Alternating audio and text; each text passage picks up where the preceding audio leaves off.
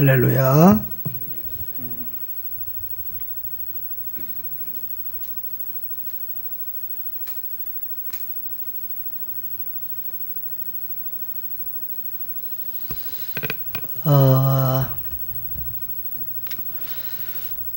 우리가 그동안에 주일 오후에 헌신예배 중심으로 이렇게 좀 많이 움직여 왔습니다.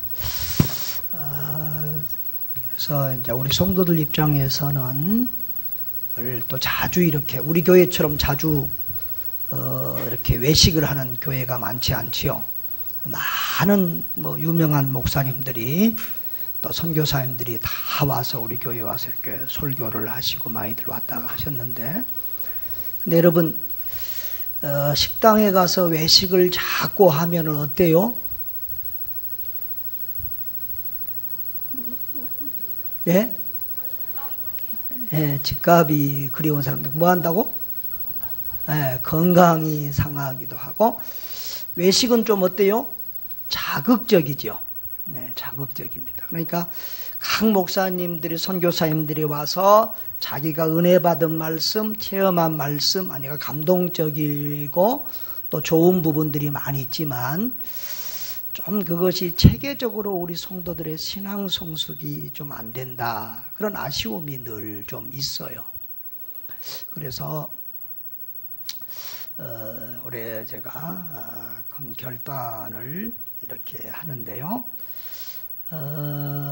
처음에는 이제 이것을 금요일 날 해보려고 그랬습니다. 그런데 금요일보다는 주일날 오후가 숫자가 더 많아서 우리 내무부 장관도 자꾸 주일날 더 많은데 해야 되지 않겠습니까? 그런데 이 주일날 헌신예배나 이런 게 자꾸 걸리는 거예요. 그러면 주일날 헌신예배 자꾸 드리고 막 하면 이게 뚝뚝뚝 이렇게 끊어지니까 자, 고민을 하는데, 전에 이렇게 서건태 목사님이 보니까 주일 저녁에 목사님이 계속 강의하시고 무슨 헌신예배를 해도 그냥 강의 계속 해나가시고 그냥 헌신예배 하시더라고. 그래서 저도 이 성경 공부 계속 하면서 헌신예배 해나가는데, 그래도 제가 명색이 유명한 큰 신학교는 아니지만 오랫동안 제가 교회에서, 신학교에서 설교학을 가르치고 있잖아요. 그러니까 성경 공부로 쭉 나가면서도 그 기관에 관계된 그런 말씀의 적용들을 의뢰해서 두 마리 토끼를 동시에 잡아보도록 그렇게 하겠습니다. 그리고 앞으로 이제 외부 강사는 가능하면 한 달에 1명 정도나 이렇게 해서 외부 강사를 좀 줄이고 어떤 성경 공부를 쭉 이어서 해서, 그래서 신약 성경 대학 그러니까 굉장합니다. 신약 성경 여러분이 한번 쭉 보시고, 그 다음에 구약 성경 쭉 해서, 그러면 총 몇 권이죠? 66권 성경을 여러분이 공부하고, 그리고 이제 그 다음에는 또 교리적으로도 한번 공부하는 이런 코스를 가지려고 합니다. 자, 우리가 신학교 가면은 이제 신학을 배웁니다. 지금 우리가 예수를 더 잘 믿는 것 같아요? 저 한 200년, 300년 전에 분들이 예수를 더 잘 믿는 것 같아요? 사실은 지금 우리가 예수를 훨씬 잘 믿어야 되거든요. 왜 그렇죠? 옛날 사람들은 성경도 구하기 어려웠어요. 근데 우리는 성경이 집에 가면 이 성경, 저 성경, 그 성경, 거시기 성경, 별게 다 있고, TV만 틀면 설교가 나오고, 온 한국의 유명한 목사님들, 온 세계 유명한 목사님들 설교가 다 나오고, 라디오만 켜면 나오고, 또 성경을 읽는 것도 있고, 귀로도 듣는 것도 있고, 뭐로도 읽을 수 있고, 스마트폰으로도 읽을 수 있고, 어디에서나 언제나 말씀과 더불어 살 수 있는 이런 좋은 시대를 맞이하는데도 우리 시대의 신앙은 너무 가볍고 옅어요. 그래서 이 고민을 어떻게 해결해서 우리 성도들이 좀 더 신앙의 성숙을 가져올 수 있을까, 그런 고민을 해봐요. 저도 선교사 가기 전에도 한 4, 5년 목회하다 선교지로 갔잖아요. 이제 4년 반, 한 5년 채 만 5년 못 채우고 선교지로 갔는데, 그때 이제 그 낮에 성경대학을 했어요. 교회에서. 근데 그때 성경대학에 한 30명 가까이, 30명이 낮에 이렇게 참석을 해서 졸업생이 벌써 한 20명 돼. 옛날 그때 사진이 있어요.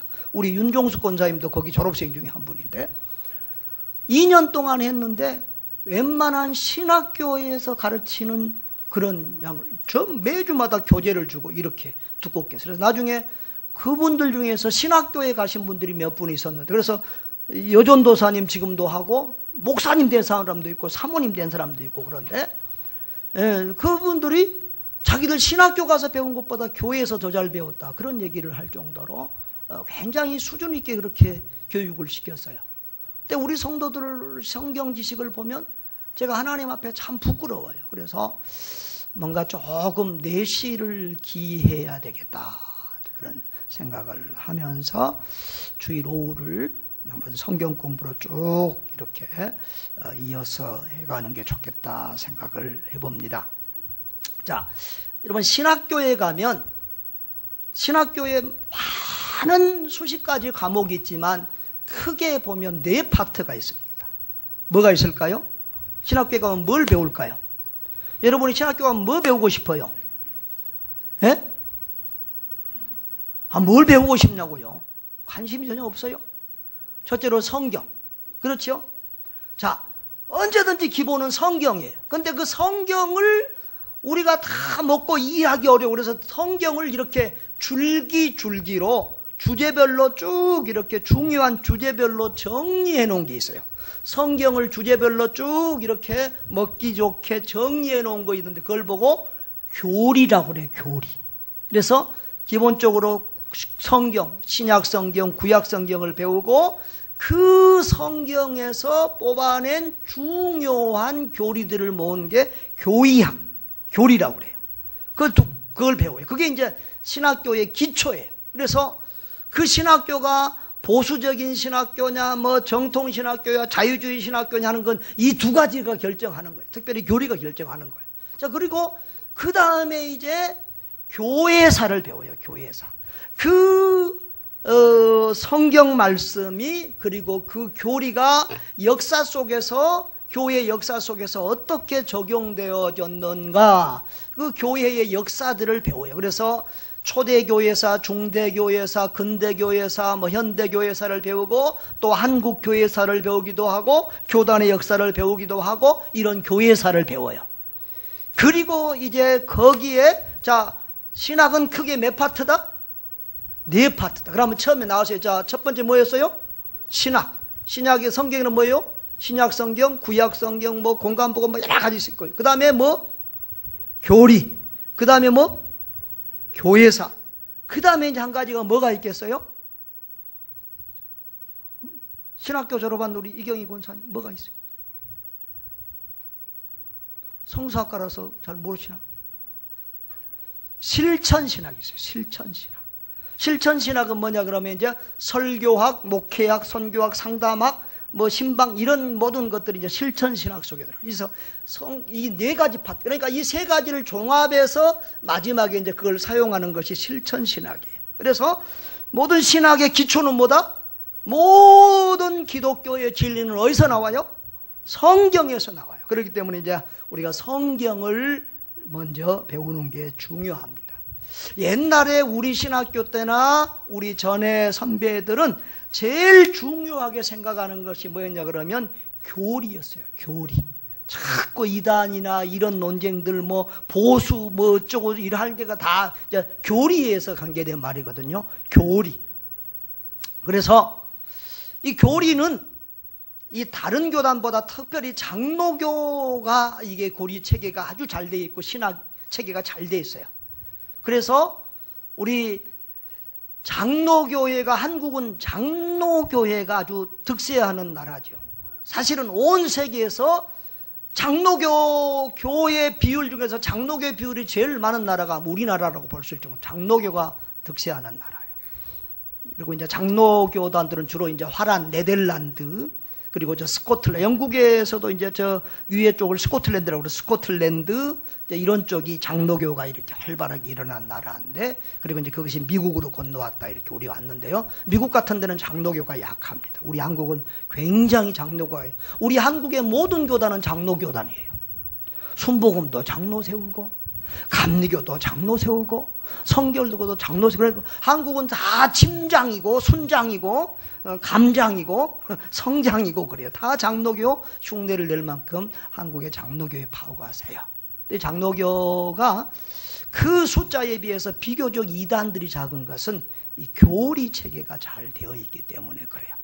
근데 이제 요즘에는 이제 교리보다도 이 성경 신학이 굉장히 많이 중요시 되어지고 성경 연구가 굉장히 활발하게 되어지죠. 왜냐하면 맨날 교회에서 뭐 교리만 배우고 웨스트민스터 신앙고백 대소리만 다 소리만 다, 그러니까 너무 머리로만 하나님을 알고 너무 드라이해지는 거예요. 너무 이렇게 막 판단적이 되고 너무 신앙이 이렇게 막 형식적이 되고 이렇게 되니까 어떤 성경의 본연을 이해하고 묵상하고 거기서 은혜 받는 이런 부분들이 강조되고 있어서 요즘 이제 성경 신학에 대한 이 성경 공부에 대한 붐들이 더 많이 일어나고 성경 신학이 더 중요하게 이렇게 얘기가 되고 있습니다.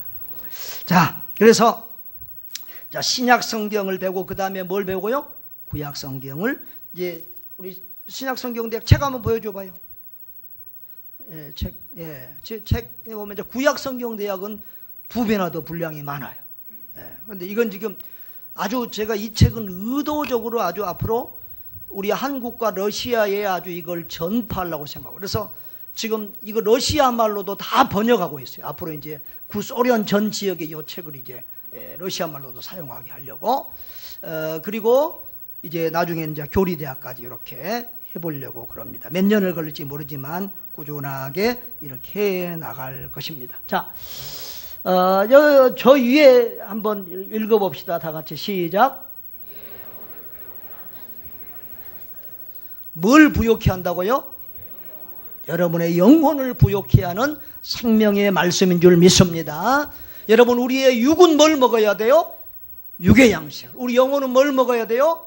생명의 말씀을 먹어야 돼요. 하나님의 말씀은 생명이에요. 그래서 그 말씀을 먹으면 우리 영혼이 꿈틀거리고 우리 영혼이 움직이고 우리 영혼이 생동감을 얻게 되고 우리 영혼이 능력 있는 그런 힘 있는 그런 믿음으로 자라게 될 줄 믿습니다. 그래서 말씀을 여러분들이 먹고 배울 때 여러분의 가슴이 뜨거워지고 여러분의 가치관이 변하고 여러분의 삶이 변할 줄 믿습니다. 다시 한번 내 영혼을 부욕해 하는 생명의 말씀. 다 같이 시작. 이 타이틀을 읽지 마세요. 여러분의 영혼을 부욕해 하는 생명의 말씀이다. 이거 제가 한번 해봐서. 저쪽으로 해야 되나? 왜 안 넘어가? 이게 거꾸로 됐구나. 이게 안 해봐둔 사람이 하니까 지금 거꾸로 잡고 지금 가고 있어요. 자, 신약 서론을 봅니다. 그 다음에 신약의 구조. 어디 눌러야 되는겨? 자, 여러분 제일 앞에 보면 신약 개관에서 신약의 구조 이렇게 돼 있죠. 무슨 모양이에요? 요 위에 요걸 끄세요. 요 불을, 위에 불을.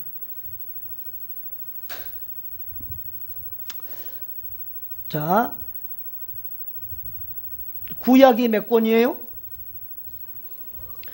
여러분의 책에는 여기가 빈칸으로 있죠? 저 색깔 있는 것은 지금 이제 답을 다는 거예요. 어떤 사람들은 공부에는 전혀 관심이 없고 답만 다는 그런 사람들이 있어요. 지금 답 다는 게 중요한 게 아니라 공부가 중요합니다. 신약이 몇 권? 39권이라는 사람이 누구요? 신약이 몇 권이요? 구약이 몇 권이요? 총 몇 권이요? 외우기 어려우면 어떻게 외우라고? 3927 이렇게 외우라고 그랬어요. 그 곱셈 할 줄 알지요? 3927 66권이에요. 그래서 자, 이 신약의 구조를 집 모양으로 그렸는데요. 마이크 하나. 자, 이것을 구약의 집 모양을 우리가 한번 그려보면, 구약이 몇 권이요? 자, 우리 구약은 나중에 배울 거지만 구약도 한번. 자, 신약을 네 가지 파트로 해놨어요. 역사서, 요거 불 나오는 거 이것도 하나 가지고. 요거. 자, 신약을 지금 이렇게 집 모양으로 해놨어요. 집에서 뭐가 제일 우선이죠? 기초. 그래서 마태, 마가, 누가, 요한복음이 그 기초예요. 이걸 지금 역사서라고 사도행전까지 5가지를 좀 더 세분하면 마태, 마가, 누가, 요한복음을 뭐라고 그러죠? 복음서라고 그래요. 사복음서라고 그러고, 마태, 마가, 누가복음은 공관복음이라고 하고, 나중에 다 나와요. 그 다음에 요것을 이제 사복음서라고 그러고, 사도행전은 역사서. 그런데 요거는 이제 전부 다 이렇게 역사서로 여기서는 이제 구분을 했어요. 그 다음에 이제 바울 서신이 총 몇 권이죠? 바울이 쓴 책이 총 몇 권이죠? 그러니까 성령께서 성경을 기록한 원저자신데 누구를 사용했다? 바울을 사용했는데, 바울에 의해서 기록된 게 13권이에요. 신약의 27권 가운데 13권이니까 거의 반 숫자를 바울이 기록했지만, 사실은 권수는 많지만 분량은 그렇게 크게 많지는 않은 거예요. 그걸 기억하시면 되겠고, 그리고 이제 바울 이외에 다른 사람들이 쓴 서신서를 이제 공동서신, 일반서신 그렇게 해놨어요. 자, 그래서 이 기초에다가 이렇게 양쪽에 두 기둥이 있어요. 그리고 이제 요 위에 천장 부분이 있는데, 여기서는 바울 서신 중에서도 4권을 디모데전서, 디모데후서, 디도, 빌레몬서를 목회서신이라고 이렇게 이제 구분을 내놨어요. 책마다 조금 다른데 보통 이제 이 3권을 목회서신 이렇게 보통 일반 분류는 그렇게 하는데요. 여기는 이제 빌레몬서도 여기다가 이렇게 넣어놨네요. 이렇게 해서 일단 하여튼 이 집을 이렇게 표현을 했어요. 4파트입니다. 밑에 뭐예요? 역사서, 이쪽에 공동서신, 일반서신, 그 다음에 여기는 바울서신. 바울서신은 여러분 이름을 보면요, 바울서신은 이런 데는 뭐예요? 유다서, 요한서, 이건 누가 기록한 거예요? 요한. 베드로전서는, 야고보서는 거의 기록자의 이름을 썼어요. 기록자의 이름이 성경 이름이에요. 그런데 이쪽은 다 바울서신이라고 해야 될 거 아니에요. 바울서신이 아니라 받는 교회의 이름을 썼다. 이렇게 한번 여러분 생각해 보시면, 그래서 교회 서신이다. 각 교회의 서신이다. 이렇게 보여요. 그래서 이런 데는 특정한, 일반 서신은 어떤 특정한 교회로 보낸 서신들이 아니에요. 그렇죠? 근데 여기는 바울 서신은 주로 특정한 교회로 보낸 서신들이에요. 그리고 이제 왜 여기하고 이렇게 구분을 했냐 그러면, 여기는 다 교회로 보낸 서신이에요. 그렇죠? 근데 이것은 개인에게 보낸 서신이에요. 디모데에게, 디도에게, 빌레몬에게 보낸 서신이어서 이렇게 구분을 하고 있어요. 자, 그러면 신약을 한 김에 구약까지 잠깐 한번, 이제 구약은 한참 후에 되니까 맛을 보고 하면, 구약도 4부분으로 나눌 수 있어요. 아까 신약 파트가 몇 개 파트라고 그랬더라? 아까 신약 파트가 몇 개 파트라고 그랬어요? 이수아 권사님, 신학 파트가 크게 몇 파트라고? 뭐? 4파트? 네. 여기 신약 구조가 몇 파트요? 4파트. 구약 구조도 4파트. 오늘 이렇게 넷. 네. 러시아 말로 하면 치들이. 네. 이렇게 한번 정리를 해봅니다. 자, 구약은 보면, 구약도 맨 밑에 5권이 있어요. 그게 뭐죠?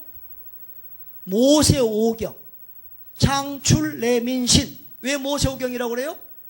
모세에 의해서 기록이 됐어요. 그래서 그게 이제 구약의 밑바탕이에요. 구약의 모든 정신, 사상 그런 게 거기서 나와요. 알겠죠? 여기에 구약에 뭘 써놔? 창세기부터 모세오경, 그걸 율법서라고 그래. 모세오경보다 율법서라고 이렇게 하는 거죠. 율법서. 그것이 구약의 푼다멘트, 기초가 되는 거예요. 그래서 창출 내민신.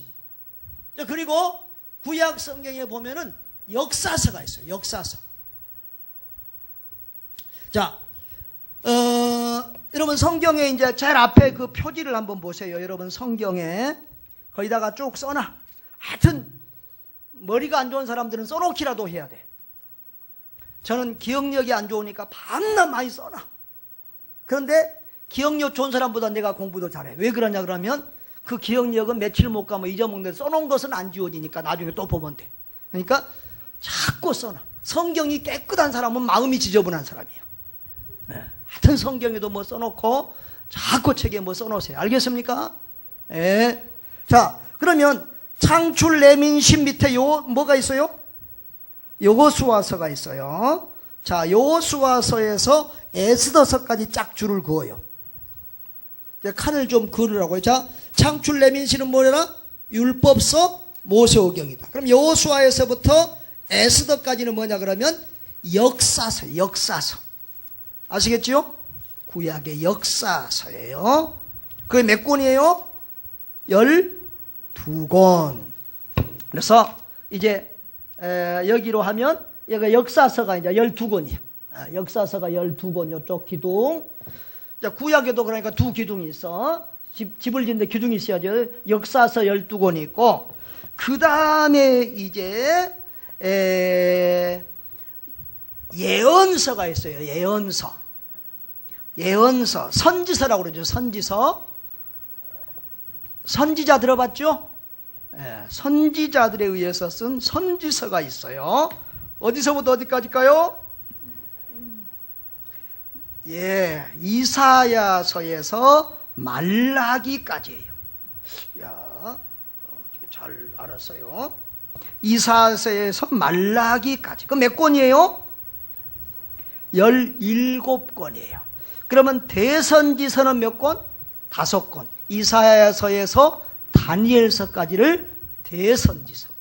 그 다음에 호세아에서 말라기까지를 소선지서. 그렇게 해서 하여튼 예언서가 17권. 자, 그러니까 이쪽 기둥은 역사서 12권, 이쪽 기둥은 예언서, 선지서 17권이에요. 그러면 뭐가 남았어요? 5권이 남았죠. 역사하고 관계없는 5권이 있어요. 그 뭐예요? 욥기, 시편, 잠언, 전도, 아가. 그것을 요 위에다 올려요. 5권을. 그걸 이제 시가서라고 하고 성문서라기도 해요. 그런 것은 역사하고 관계가 없는 그냥 교훈적인 거예요. 그걸 5권을 여기다 올려요. 그러면 구약도 똑같이 4파트로 이렇게 집이 지어지지요. 이해가 되세요? 이번 주에 우리 디아스포라 신학생들 시험을 쳤어요. 근데 보니까 교리를 가르치는 분이 우리 손순호 목사님인데 이번에 우리 수련회 갔잖아요. 그러니까 미국 갔다 온 다음에 또 수련회를 갔어요. 그래서 우리 미국 간 동안은 전 목사님이 그냥 교회 일하고 신학교까지 다 펑크 다 메꿨어. 그런데 이번에는 또 나하고 손 목사, 전 목사 다 가니까 놀리기는 싫고 어떻게 해야 돼? 시험을 다 봤어요.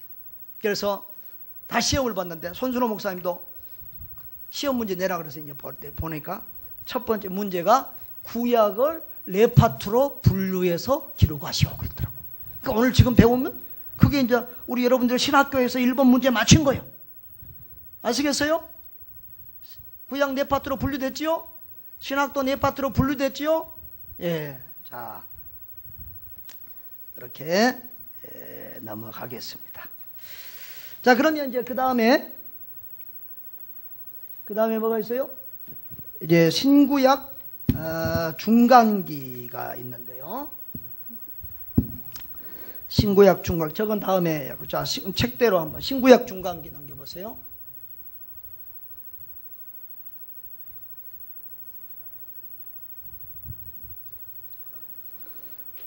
자, 우리 구약 성경의 마지막이 뭐지요?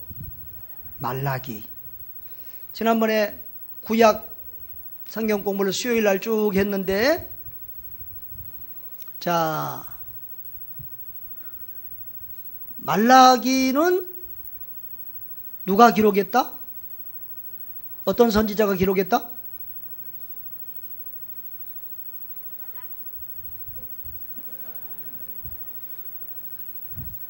자, 우리가 기자라고 하는 것은 무슨 기록처럼 보이잖아요. 룻기.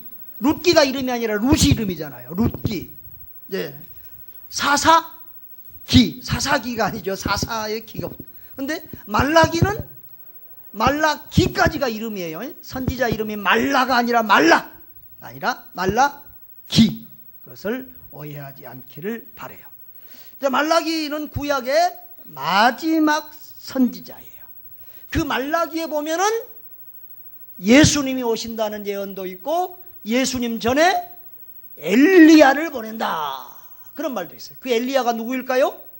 세례 요한을 의미하고 있어요. 그래서 신약 성경에 보면은 사람들이 너가 그 선지자냐? 세례 요한에게. 그럼 너가 엘리야냐? 이렇게 물어보는 얘기들이 이렇게 나옵니다. 자, 그 말라기, 그런데 그 말라기 이후에 세례 요한이, 말라기 선지자 이후에 세례 요한이 나타나기까지 얼마 동안 성경에 기록되지 않았다? 400년 동안.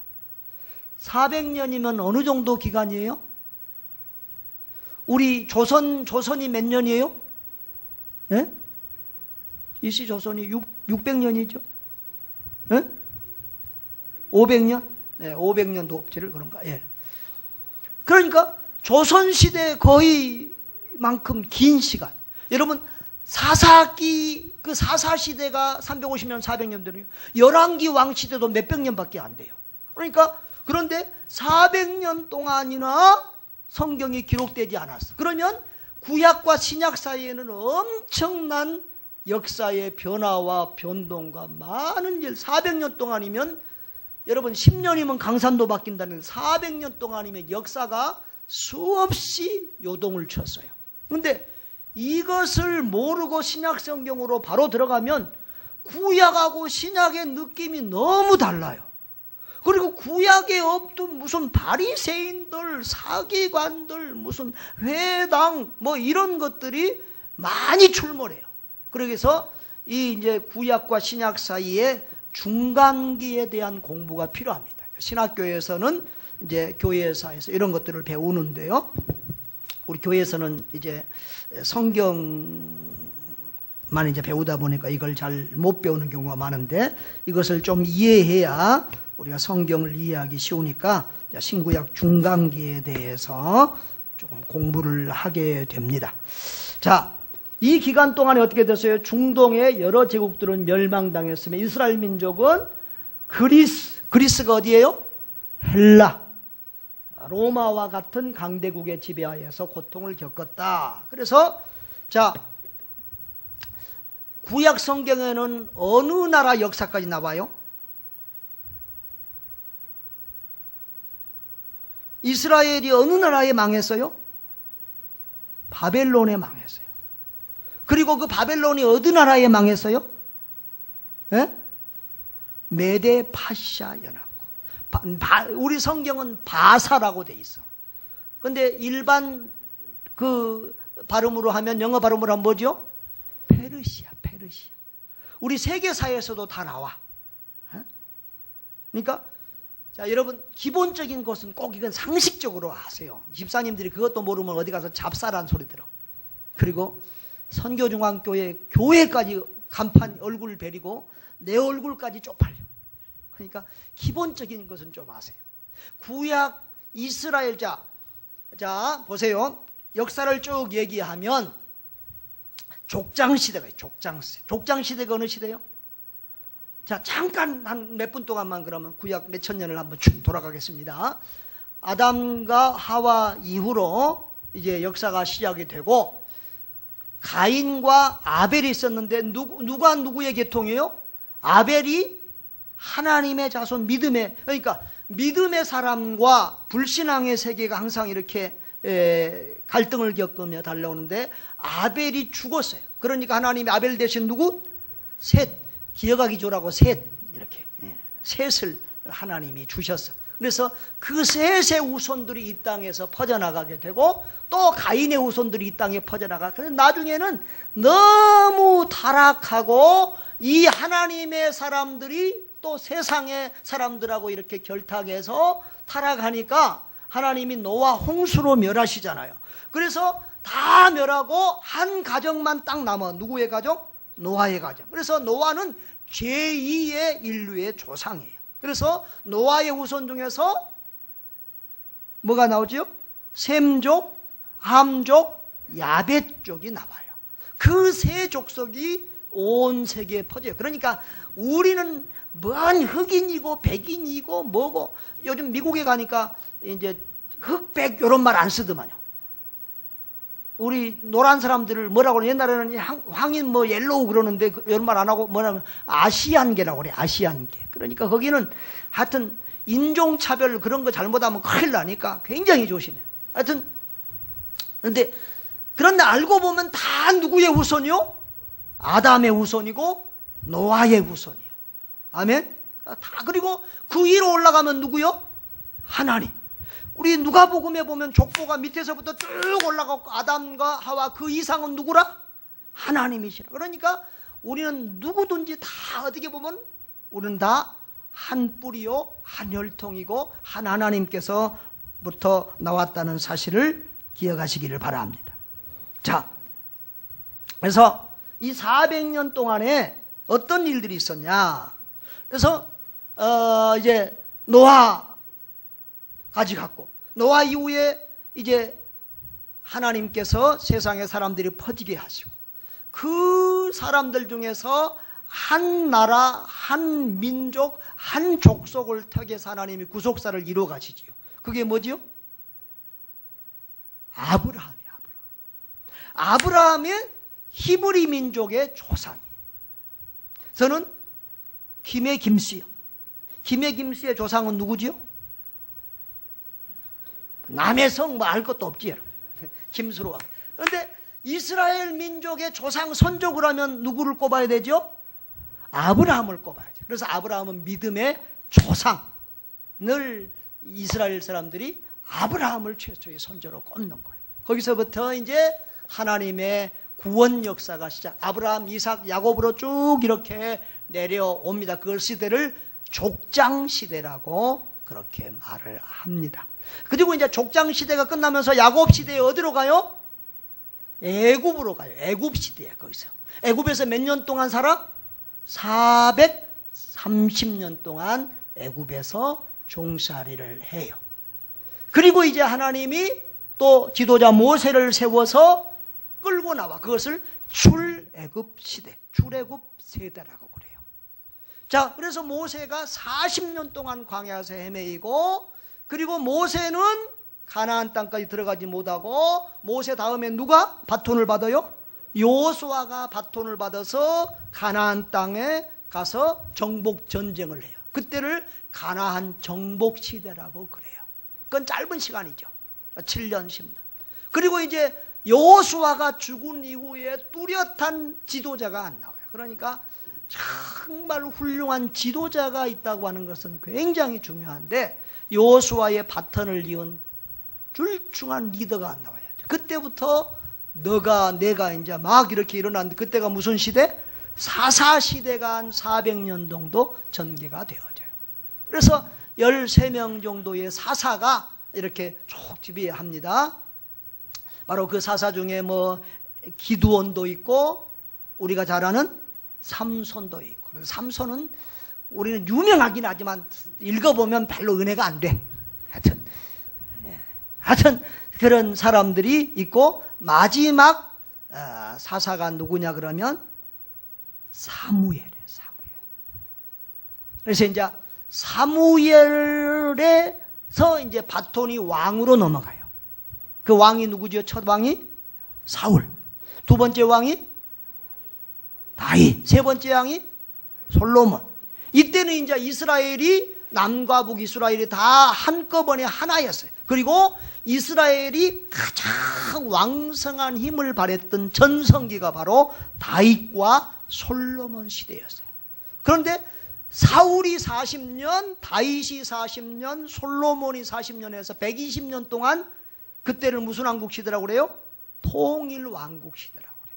그런데 솔로몬이 우상 숭배하고 그 이후에 나라가 이제 솔로몬의 아들 누구 때에 수요일 날 계속하는 사람들은 알아. 누구? 르호보암. 누가 보냐? 르호보암. 르호보암 때에 나라가 남과 북으로 갈리는데 북왕국의 첫 왕은 누구다? 여로보암이다. 르호보암하고 여로보암하고 헷갈리면 안 돼요. 여로보암은 이름 여로바야 알롬이요. 아주 문제가 많은 사람. 여로보암이고. 남왕국은 그러면 누구요? 르호보암. 그러니까 그때 북왕국 왕은 여로보암, 남왕국은 르호보암. 그래서 다윗의 정통 후손은 어디 쪽? 남왕국 유다. 북왕국은 뭐라고 불러? 이스라엘. 그러니까 북왕국은 10지파고 남왕국은 유다 지파와 베냐민 지파 2지파밖에. 북왕국이 사실은 숫자도 많고 힘도 크죠. 그러나 이 유다 왕국이 원치 세요. 힘이 세요. 그래서 웬만한 뭐 이렇게 지난번에 미국 갔다 왔을 때 캘리포니아 주가 얼마나 크고 힘 있는지 캘리포니아 한 주가 독일 정도의 규모가 된다고요. 그런 것처럼 이 유다도 아주 몇 지파보다 더 힘이 있는 그런 힘을 가지고 있죠. 자, 그래서 이제 북왕국 이스라엘과 남왕국이 쭉 진행되다가 북왕국 이스라엘은 어디에 망해요? 아수르에 망해요. BC 몇 년? BC는 뭐지요? 비포 크라이스트, 예수님 탄생 전이에요. 그러니까 BC는 숫자가 높을수록 더 옛날이에요. 헷갈리면 안 돼요. BC 722년에 아수르에 망하고, 남왕국 유다는 그 다음에 이제 아수르 다음에 일어난 나라가 무슨 나라지요? 바벨론이라고 하는 나라예요. 바벨론이 아수르를 집에 삼켰어. 근데 그 바벨론이라는 나라에 BC 586년에 망해요. 그리고 바벨론에서 몇 년 동안 포로 생활을 해? 70년 포로 생활을 하고 해방이 돼. 자, 거기까지 구분이 됐어요. 그러면 그 바벨론을 그러면 자, 아수르를 누가 먹었어? 바벨론이 먹었어. 바벨론을 누가 먹었어요? 페르시아가. 기억을 하세요. 러시아에 가면 재밌는 그 인형이 있어요. 뭐냐 그러면 저 고르바초프가 있어. 조금해. 그보다 좀 더 큰 엘친이 있어. 엘친 다음에 또 누구죠? 예? 아니요. 아니 그러니까 옛날 처음에 이 대통령부터 쭉 있어갖고 나중에는 제일 큰 사람이 누구요? 현직 대통령이요. 전부 다 그 안에 들어있어. 그러니까 이제 이 역사를 보면 쭉 잡아보면 아수르를 누가? 바벨론이. 바벨론을 페르시아가 이렇게 잡아먹는 구조로 되어 있고, 그러면 페르시아는 어디에 멸망해? 이제 페르시아가 이 바사가 바벨론을 정복하고 그 바사의 첫 왕이 누구냐면 고레스 왕. 그 고레스 왕에 의해서 이스라엘 백성들이 포로에서 풀려나서 해방이 돼. 이제 거기까지만 구약 성경에 기록이 돼 있어요. 그래서 그 나라까지. 그래서 이제 그 사람들이 돌아와서 성전 재건을 운동을 하고 이제 나라를 새로 세우는 얘기가 거기까지 구약 성경에 기록이 되어 있어요. 자, 여러분 스가랴서 1장 2절로 4절 한번 보겠습니다. 에스라.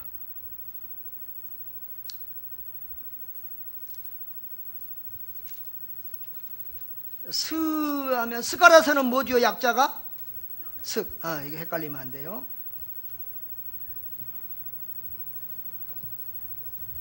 자, 에스라서 1장 봅니다.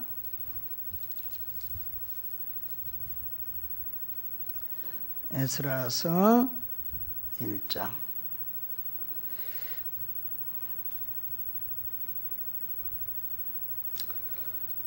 자, 그거하고 이제 그 위에 역대하 마지막 장하고 이렇게 같은 비슷한 내용이 연결되어 있어요. 자, 에스라서 1장을 보면 자, 1장 1절에서 3절까지 빨리 한번 읽어볼까요? 시작. 바사왕 고레스 원년에 여호와께서 예레미야 예언을 통하여 하신 말씀을 이루게 하시려고 바사왕 고레스의 마음을 감동시키심에 그가 온 나라에 공포도 하고 조소도 내려 이르되 바사왕 고레스는 말하노니 하늘의 하나님 여호와께서 세상 모든 나라를 내게 주셨고 나에게 명령하사 유다 예루살렘에 성전을 건축하라 하셨나니 이스라엘의 하나님은 참 신이시라. 너희 중에 그의 백성된 자는 다 유다 예루살렘으로 올라가서 이스라엘 하나님 여호와의 성전을 건축하라. 그는 예루살렘에 계신 하나님이시라. 아멘. 고레스 왕이 어떻게 했다? 마음이 감동이 돼서 마치 하나님의 선지자처럼 뭐예요? 하나님은 참신이다. 그리고 나에게 예루살렘 성전을 건축하라고 명령하셨다. 그렇게 합니다. 그 다음에 4절에 한번 볼까요? 4절 시작. 그 남아있는 백성이 어느 곳에 머물러 살던지 그곳 사람들이 마땅히 은과 금과 그 밖에 물건과 짐승으로 도와주고 그에도 예루살렘에 세울 하나님의 성전을 위하여 예물을 기쁘게 드릴지니라. 아멘. 뭐까지 드리게요? 예물까지 드리게요. 참, 그러니까 하나님은 성전 건축할 때요, 그 예물로 누가 줘요? 하나님이 줘요. 여러분, 처음에 광야에서 세운 성전이 뭐지요? 성막이잖아요. 성막. 그런데 이스라엘 백성들이 출애굽할 때 하나님이 애굽 사람들에게 어떻게 하라고 그랬어요? 너가 빨리 나가라 그래갖고 막 금은 보화 막 다 주면서 나가게 해요. 그 바로 금은 보화 그렇게 받게 해가지고 그거 나중에 성전 건축할 때 그것 다 써요. 근데 이 성전 재건할 때도 이렇게 고레스 왕을 통해서 또 그런 보화까지 하나님이 다 주게 하는 겁니다. 그러니까 결과적으로는 사례하면 아닌 것 같지만 누가 줘? 하나님이 주시고 하나님이 인도하시는 줄 믿습니다. 자, 여러분, 하여튼 적으면서 하면 두 가지가 좋아요. 기억력 없으면 나중에 보면 되고 또 적으면서 해야 안 졸려. 그래서 꼭 적으면서 공부를 하셔요. 밴드에 보니까 고강남 집사님이 자기는 옆에 사람 것 책 같이 건너보겠다고 그러는데 중직자들은 반드시 책 사세요. 15,000원 없으면 내가 줄게. 아낄 걸 아껴. 따라합시다. 아낄 걸 아낍시다. 그런 말 있죠. 아낄 걸 아껴야지. 이건 꼭 해야 돼. 이건 1년 동안 공부할 건데 신약만 해도 1년 넘게 공부할 건데 아낄 걸 아껴야지. 다른 거 뭐 먹고 마시는 데는 뭐 쓰면서 성경 공부하고 이런 데는 아끼고 말이지. 한 번 더 합시다. 아낄 것 아낍시다. 반드시 이건 사세요. 이게 이 책이 지금 얼마짜리예요? 여러분, 요즘에 좀 얇은 책 하나도 15,000원, 20,000원이에요. 그렇죠? 근데 이 큰 책이 2만 원 하면 굉장히 싼 거예요. 그런데 우리는 또 얼마? 15,000원. 이건 아무 교회나 파는 책도 아니에요. 제가 옛날에 여기 공부를 했기 때문에 우리 교회는 판매도 하고 또 디스카운트를 이렇게 25%나 해서 15,000원 주는 거예요. 알겠어요? 고강남 집사님한테는 2만 원 받아.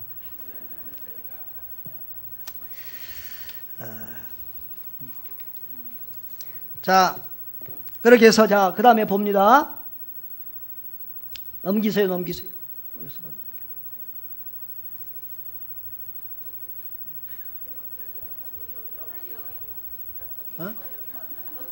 리모컨을 여기다 대야 되는 거예요? 아, 그러는겨? 자, 다를 보라고, 다. 400년 침묵 기간 동안, 자, 뭐 어떤 역사? 바벨론 지배 시기가 있었죠. 망한 때가 몇 년? 586년이라고 그랬죠. 그 다음에 바샤, 페르시아의 지배 시기가 539에서 344년. 그 다음에 어느 나라? 헬라, 그리스의 지배 시대가 334에서 164년. 그리고 특별하게 이스라엘의 독립왕국 시기가 있어요. 하스모니안 왕조인데 이것이 한 230년 동안 이스라엘이 독립시대를 가져요. 예. 기억을 하세요. 주전 164년 마카비 혁명을 통해 유대식 예배를 해볼게요. 나중에 이제 자세히 공부하겠지만 이 헬라 시대에 그 헬라의 왕이 이 성전에서 막 돼지 피를 뿌리고 이런 그 성전을 막 못 오게 해요. 그러니까 성경에 보면은 돼지는 부정한 음식이라고 그래서 이렇게 제사로도 안 드리잖아요. 그런데 그런 것들을 하고 그러니까 유대인들이 분개를 해서 폭동이 일어나요. 그 주동자가 누구냐 그러면 마카비. 그래서 마카비와 그 후손들에 의해서 한 230년 동안 이제 독립 시대를 맞이하다가 그 다음에 이제 로마라는 나라의 지배를 받아요. 언제? 주전 63년에 로마의 폼페이 장군 때에 이 폼페이 장군이 팔레스타인을 지배하게 돼요. 그래서 예수님은 어느 시대에 오는 거죠?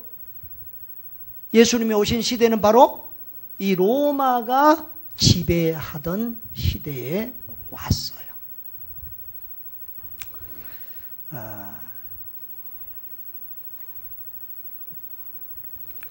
자, 그런데 성경은요, 이런 역사를, 미래를 알고 보면 성경은 이미 다 말을 하고 있어요. 자, 이런 나라들은 언제라고? 헬라, 독립, 로마 이런 나라들은 성경에 기록되어 있지 않아요. 그럼에도 불구하고 성경은, 구약 성경은 이미 거기에 대해서 말하고 있다는 거예요. 우리 다니엘서 2장 31절에서 35절을 봅니다. 자, 여기도 있죠. 자, 우리 다 같이 한번 읽어보겠습니다. 시작. 왕이여, 왕이 한 큰 신상을 보셨나이다. 그 신상이 왕의 앞에 섰는데 크고 광채가 매우 찬란하며 그 모양이 심히 두려우니 그 우상의 머리는 순금이요 가슴과 두 팔은 은이요 배와 넓적다리는 노시요 그 종아리는 쇠요 그 발은 얼마는 쇠요 얼마는 진흙이었나이다. 또 왕이 보신즉 손대지 아니한 돌이 나와서 신상의 새와 진흙에 발을 쳐서 부러뜨리매 그때의 새와 진흙과 녹과 은과 금이 다 부서져 여름 타작마당에 겨같이 바람에 불려 간 곳이 없었고 우상을 친 돌은 태산을 이루어 온 세계에 가득하였나이다. 아멘. 자, 이건 뭐냐 그러면 요셉하고 보면 다니엘하고 상당히 좀 비슷한 부분이 많아요. 요셉은 참 아주 흠잡을 게 거의 없이 정말 깨끗한 삶을 살았잖아요. 그렇죠? 근데 다니엘도 그래요. 근데 요셉도 하나님이 주신 꿈을 많이 꾸고 꿈 해석해가지고 총리가 돼. 근데 다니엘도 보면 꿈을 이렇게 해석하면서 이렇게 총리의 자리에 오르고 또 일들을 하게 되는데 지금 이 느부갓네살 이 폭군, 바벨론의 폭군 왕이 꿈을 꿨어요. 근데 창세기에 보면 바로 왕은 꿈을 얘기를 해주면서 해석해라 그러는데 이 느부갓네살은 꿈도 말 안 해주고 누구 해석해라 그러고는 이제 그 나라의 박사들, 술사들 다 불러 해석 못하면 3일 안에 못하면 죽인다.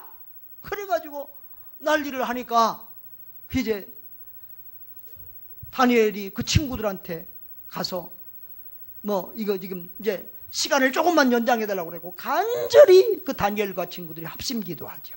그때 하나님이 다니엘에게 왕이 꾼 꿈을 보여주고 그리고 그 꿈을 해석할 수 있게 해주는 거예요. 바로 지금 다니엘이 왕 앞에 왕이여 당신 이런 꿈을 꿨습니다. 그러고 얘기를 해주는 거예요. 그 꿈이 뭐다? 자, 이제 그 다음에 그림을 봅시다. 뭐야? 자, 꿈을 보면 이런 꿈을 꿨다는 거예요. 자, 신상이 왕 앞에 있는데 머리는 뭘로 돼 있어? 순금. 그 다음에 이 가슴과 팔은 뭐로 돼 있어요? 은으로. 그 다음에 배하고 넓적다리는 뭘로? 노스로 되어 있고 그 다음에 종아리는 쇠로 되어 있고 그리고 발은 쇠와 진흙으로 되어 있다는 거예요. 이제 자 그러면서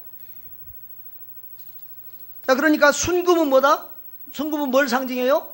바벨론을 상징하고, 그 바벨론 다음에 바사가 나타나고, 바사 다음에 헬라가 나타나고, 헬라 다음에 로마가 나타나는데, 로마의 다리가 반절은 흙이고 뭐예요? 반절은 쇠예요. 나중에 로마가 어떻게 돼요? 이게 여기 좀 책에는 유럽이라고 그래놨는데, 로마라고, 여러분 책에는 유럽이라고 돼 있죠. 로마라고 바꾸면 더 좋겠어요.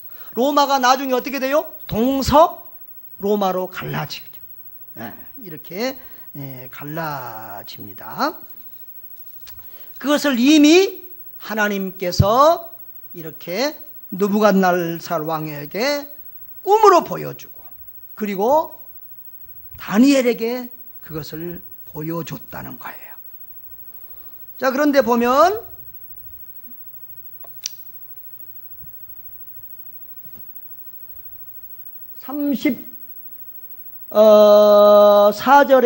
34절에 뭐라고 되어 있어요? 왕이 보신즉 손대지 아니한 돌이 나와서. 그래서요. 그 옛날 성경에는 뭐라고 번역이 됐느냐 그러면 뜨인 돌이라고 번역해요. 뜨인 돌.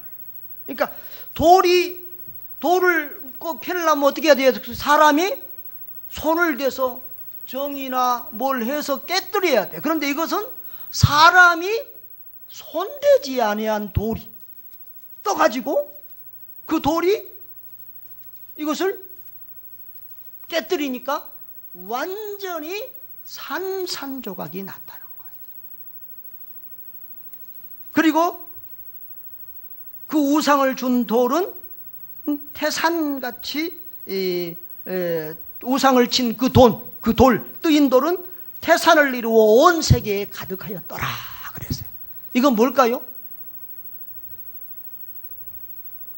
쉽게 말하면 역사에 금과 같은 나라도 있고 은과 같은 나라도 있고 동과 같은 나라도 있고 쇠와 같이 강한 나라도 있는데, 그들이 잘났다고 큰 소리치고 자기들은 강하다 큰 나라다고 하지만은, 그러나 결국은 뜨인 돌이 나타나서 사람에 의한 돌이 아니라 하나님이 주장하시는 그 돌이 나타나서 이 모든 우상과 나라들을 쳐부수고 온 세계에 가득하게 됐다.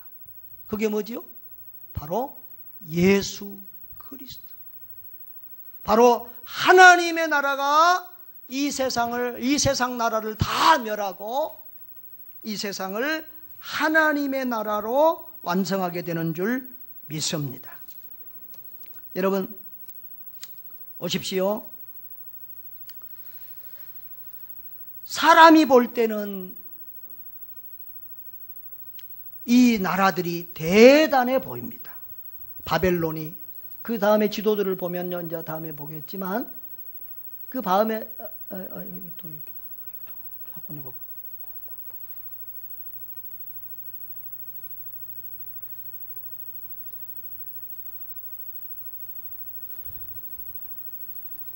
이 아수르가 얼마나 큽니까? 그렇죠? 다시 말하면 요즘에 미국처럼 세계를 호령하는 나라예요. 또 바벨론이 이렇게 온 저기를 잡아요. 그 다음에 로마, 로마가 또 그래요. 로마는 더 커.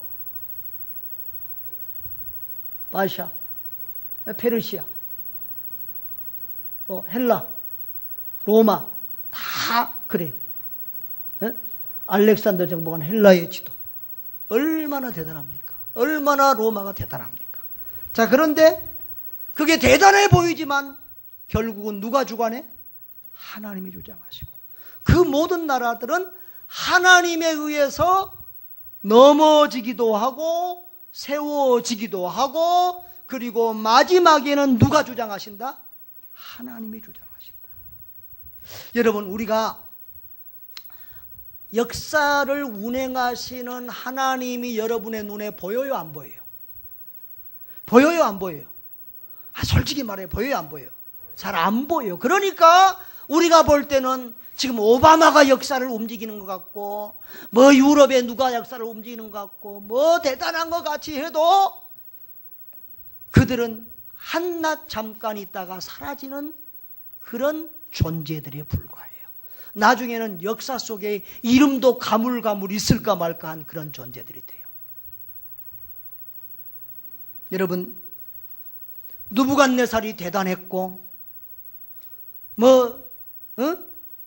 다니엘 이런 사람들이 대단했지만은 지금 역사 속에서 별 볼 일 없는 사람.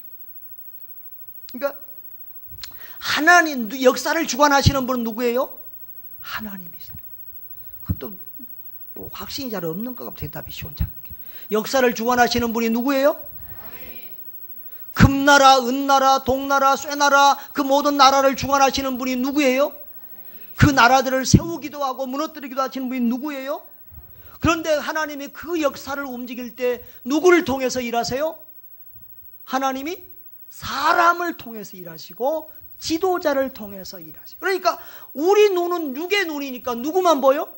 사람이 보이고 지도자만 보이니까 우리는 하나님이 일하시고 하나님이 역사를 경영하시고 하나님이 나라를 세우시고 멸하시는지를 잘 몰라. 그리고 우리는 잠깐 살다 가기 때문에. 그러나 이 긴 역사들을 보면은 하나님의 일하심과 역사하심이 확실히 보이지요. 역사는 누가 주관하신다? 하나님이 주관하신다. 하나님은 누구를 통해서 일하신다? 사람을 통해서 일하신다. 여러분, 오늘도 하나님은 역사를 주관해 가시는데 이 세상 나라가 대단한 것 같지만은 사실은 하나님의 눈동자는 누구예요? 하나님의 교회를 바라보고 믿는 자들을 바라보고. 여러분, 이 성경에는 느부갓네살은요 대단한 사람이잖아요. 그런데 느부갓네살에게는 성경이 주목을 하지 않은 누구에게 주목해요? 믿음의 사람 다니엘에게 주목하고 우리 믿음의 사람들에게 하나님의 눈은 하나님의 역사는 주목한 줄 믿습니다. 아브라함은 그 당시에 목동이요 아무것도 아니요 이방인이요 요즘으로 말하면 외국인 노동자야. 그런데 하나님의 눈은 아브라함에게 이삭에게 야곱에게 믿는 자들에게 있는 줄 믿습니다. 오늘도 세상의 역사는 청와대가 어떻고 백악관이 어떻고 이런 얘기들을 쓰고 있지만은 하나님의 나라, 하나님의 역사는 하나님의 교회를 주목하고 보고 우리를 주목하고 있는 줄 믿습니다. 여러분, 이렇게 하나님은 우리들을 세우셔서 사람을 세우셔서 역사를 주관하시고 하나님의 교회를 움직여 가십니다. 그런데 하나님이 그 시대를 축복하려고 하면 좋은 지도자를 세우고 그 시대와 그 백성을 징벌하려고 그러면 악한 지도자를 세워요.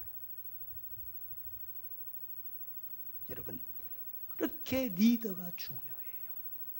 교회도 어떤 지도자가 서느냐에 따라서 그 교회가 흥하기도 하고 망하기도 하고 그 교회가 타락하기도 하고 건강해지기도 해요. 여러분, 하나님이 여러분을 각 팀의 팀장으로 세우셨어요. 각 팀의 임원들로 세우셨어요. 여러분을 세운 사람이 누구예요? 우연이 아니에요. 사람이 아니에요. 누가 세우셨어요? 하나님이 세우셨어요. 그러면 그 일을 하나님이 나에게 이 직분을 주셨다 생각하고 기도하면서 성실하게 그 일을 감당하시기를 바랍니다. 명목상에 그냥 이름만 있는 팀장 되지 말고 정말 그 일을 붙들고 기도하세요. 기도하면 하나님이 지혜를 주시고 기도하면 일이 되어지게 하세요. 기도를 하고 또 계획도 세우고 그러면서 정말 이전보다 우리가 어떤 부서들은 지지부진하고 이런 부서들이 많아요. 이전보다 더 발전하고 성장하고 새로운 어떤 창의적인 그런 아이디어들이 나오고 그래서 각 부서들이 팀들이 잘 움직이고 돌아갈 수 있도록 이렇게 하시기를 바랍니다. 우리가 동시에 전부 다 팀 이렇게 사역 회의를 그러니까 팀 사역이 참 좀 어려운 게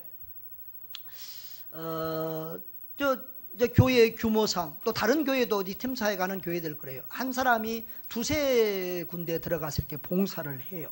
그러다 보니까 동시에 이렇게 한꺼번에 회의를 하면 한 사람이 두 팀, 세 팀 돼 있으니까 이게 좀 회의가 잘 안 돼요. 또 회의에 좀 참석들을 좀 안 하는 분들도 있고. 그러니까 이 뭔가 회의 모임이 있어야, 그렇잖아요. 기관도 뭔가 모임이 있어야 돈도 모이고 의견도 모이고 일이 되는데, 지금 팀 사역도 마찬가지. 일단 뭐 해야 된다? 한번 따라합시다. 뭐 해야 된다? 뭐 해야 돼? 회의가 돼야 돼. 그런데 모임이 잘 안 된다고 아예 안 돼버리면 안 돼요. 그러니까 여러분들이 각 팀별로 이렇게 모이는 시간들을 어찌하든지 가지시기를 바라요. 그래서 카톡으로 연락하든지 전화로 연락하든지 모인다고, 아니면 교회 광고 내달라고 그러면 교회 광고 이렇게 내줄 테니까 어찌하든지 기관별로 뭐 하시라? 모이시기를 바랍니다. 그래서 팀장이 사명감을 가지고, 따라합시다. 반드시 우리 부서를 살리고 회복시키고 일하는 부서로 만들겠습니다. 이런 각오를 하고 앞에서 끌어주고 또 뒤에서 너 해봐라 하지 말고 뭐하고? 기도하면서 협력해주고, 그렇게 해서 올해는 우리 팀 사역이 이전보다 더 아름답게 더 잘 되어질 수 있기를 주의 이름으로 축원합니다. 축원합니다. 모든 일은 누구에게 달려있다? 가장 중요한 사람은 하나님이신데, 하나님은 누구를 통해서 일하신다? 팀장들을 통해서, 리더들을 통해서 일하신다. 그리고 팀원들은 어떻게 된다? 같이 기도하고 협력하면서 주의 일을 이뤄가야 된다. 왜 협력해야 돼요? 그 사람 개인의 일이 아니라 주님의 일이요 교회의 일이기 때문에 그렇습니다. 우리 여러분 다 같이 한번 통성으로 한번 기도하겠습니다. 자비로우신 아버지 하나님, 역사를 주관하시는 우리 하나님을 찬양합니다. 사람이 일어나고 사람이 망하고, 아버지여, 사람이 역사를 주관하는 것 같지만 그 사람을 세우고 폐하신 이는 하나님인 줄 믿습니다.